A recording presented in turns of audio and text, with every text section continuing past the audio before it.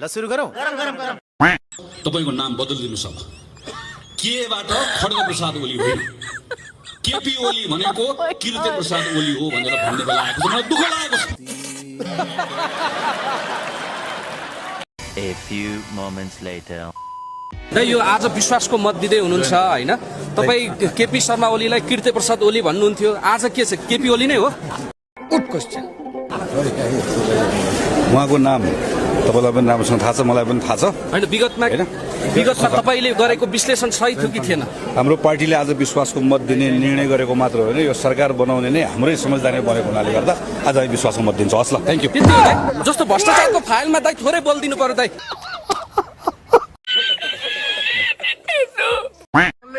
कसले हार्छ कसैलाई मतलब छैन, तर बाख्रो ब्याएन भने पोको कुटो चाहिँ पाइँदैन।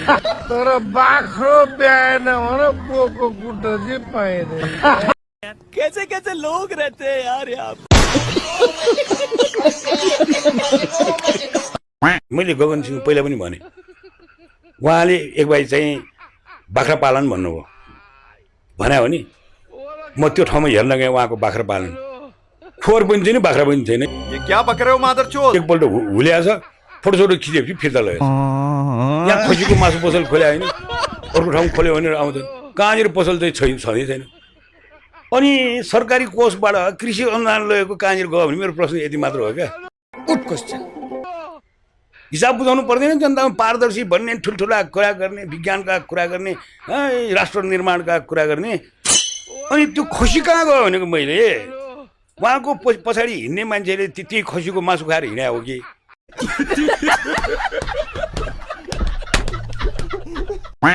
दाइ तपाईलाई पनि आज हामीले खुला गाडी ल्याएका छौँ, माथि बसेर हात तलाउँदै हिँड्नु पर्यो भनेर भन्नु।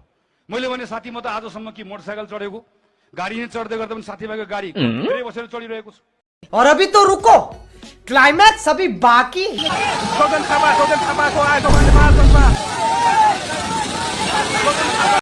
खत्म। 38 वर्षको सुदन गुरुङ जेन्जी हो, बालेन शाह जेन्जी हो, सब फटाहरू हुने यिनीहरू। रुको जरा।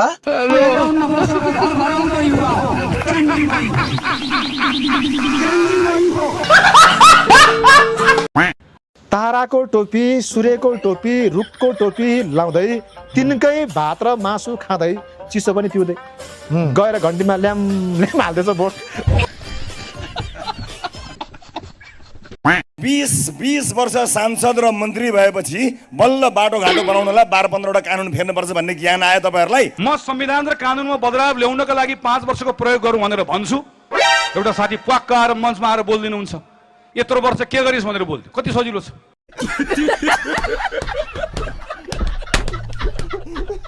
बालिनले यति भन्दा बढी मत ल्यायो भने देश छोड्छु, काठमाडौँ छोड्छु, कान काट्छु, नाक काट्छु, सारा सम्पत्ति दान दिन्छु भनेर सामाजिक सञ्जालमा लेखेर र सार्वजनिक कार्यक्रम वा अन्तर्वार्तामा बोलेर हिँड्थे। केपी ओली यति हारो भने चाहिँ म इलाम जिल्ला छोड्छु। झुटा कुरा होइन।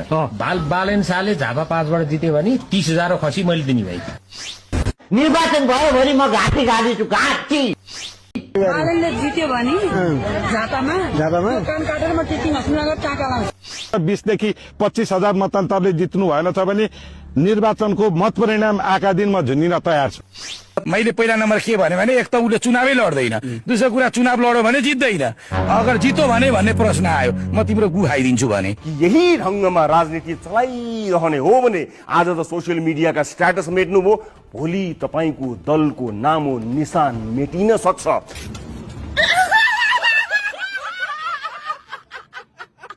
दुई चारवटा कुराहरू बालनको सबैभन्दा मन परेका शब्दहरू छन्। मलाई मन परेको, मलाई चाहिएको त्यही हो हैन। मलाई के मन पर्छ भने बालनको होइन बोल्दै बोल्दैन त, त्यो नबोल्नुसँग मतलब पारेन। शेरबहादुरको बोले नि बुझिया थिएन हो, 5 चोटि खान दियो, 5 चोटि खान दियो।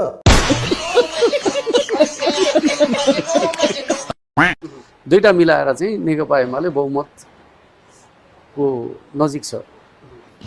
नजिक छ कि ल्याउँछ? नजिक छ भन्नुको अर्थ त ल्याउने कुरा नै हो। हाम्रो लक्ष्य चाहिँ बहुमत ल्याउने नै हो।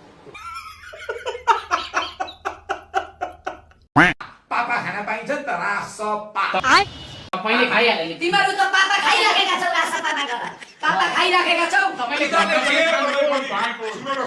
तिमीले रासपाले जे गरे पनि तिमीलाई ठिक हुने, रासपाले देश आगो लगाए पनि ठिक हुने, रासपाले यो देश बेचे पनि ठिक हुने, बालेन शाहले जे गरे पनि तिमीलाई उसको थुकेको जनताले झापा हुन पनि मिठो हुने, पिसाब गरेको पिसाब पनि तिमीलाई पानी हुने। तिमीहरू त्यो सिस्टममा गयो भने त भन्न केही छ। सबै खाने बेला भोलि समय र परिस्थितिले ल्याइसके पछाडि यसको जवाब पत्रकार दाजुभाइहरूलाई हामी दिउँला।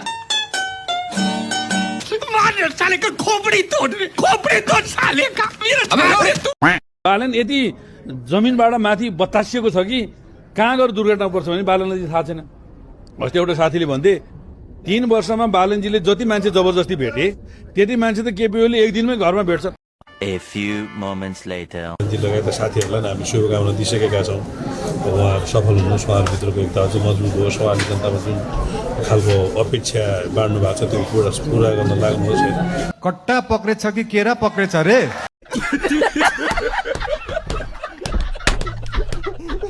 थाहा छ तपाईँले कति मत प्राप्त गर्नुभयो? होइन थाहा छ। अब भोटको सङ्ख्याको कुरा गर्ने हो भने सुन्नुहोस् न, मैले अब 600 पाएँ होला, 700 पाएँ होला, त्यो 665 कति पाउनु भएन? अब मैले त्यतिर ध्यान दिएको छैन। तपाईँको सभामा तपाईँको र्यालीमा थुप्रै मान्छेहरू थिए, के 100 मान्छेहरू थिए, तर त्यो 600 650 मात्रै भोट आउनुको कारण तपाईँले एकचोटि चाहिँ एकदम ठन्डा दिमागले सोच्नुभयो होला नि त। बिहानदेखि मतगणना सुरु हुन्छ। 24 गते 23 गते 24 गते मतगणना हुन्छ। 25 गते बिहान उज्यालो हुने बेलामा कास्कीबाट रेडियोहरूले समाचार पुग्छन्। कास्कीको 3वटै क्षेत्रबाट रुख चिन्हका उम्मेदवार भारी मतले विजयी। यो बेलामा कस्तो थपडी बजाउनु पर्छ? एकपटक जोरदार थपडी बजाइदिनुस्। Once more!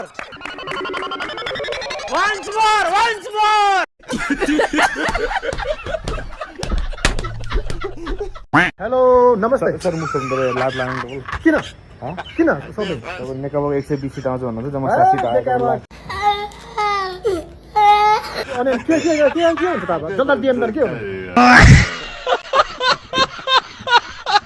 कति सिट आयो तपाईँको? हाम्रो 16 सिट 17 सिट टोटल प्रत्यक्षमा 8 समानुपातिक 9 गरेर 17 सिट।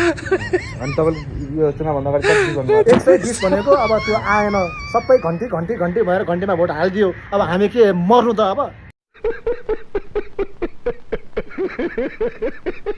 अब निर्वाचनमा जनताबाट म अस्वीकृत भएँ, जनताले चाहिँ निर्वाचित गर्नु भएन। यो परिणामलाई स्वीकार्ने, बढी अझ जनताप्रति जवाबदेही भएर जनताप्रति अझ बढी जिम्मेवारीपूर्वक म आउँछु। भनेको अझै जिम्मेवारी तपाईँमा थपिँदैछ। किन धुलो चाट्नु भयो तपाईँले? अब यो कुरा चाहिँ अब निर्वाचनमा सहभागी भइयो। अब के भन्ने, जनताले निर्वाचनमा भोट हाल्नु भएन।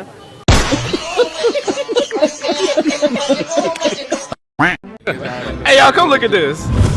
आगो लाउने नलाउने, फेरि तोडफोड गर्ने नगर्ने, के फेरि लुटमार मचाउने नमचाउने, अथवा के भने नीतिमा भोट हालेर राजनीतिबाट हटाउने अनुमान हो कि योजना हो? चुनाव हो। सभापतिजीको सम्भावना के देख्नुहुन्छ सरलाई विचारमा? उहाँले तपाईँहरूले लेख्नुहुन्छ भने 14,000 भन्दा बढी मतले जित्नु। 14,000 बढी मतान्तर? त्यो मतान्तर त्योभन्दा बढी हुन सक्ने पनि प्रबल सम्भावना छ। खत्तम। Bye bye, tata, goodbye, गया।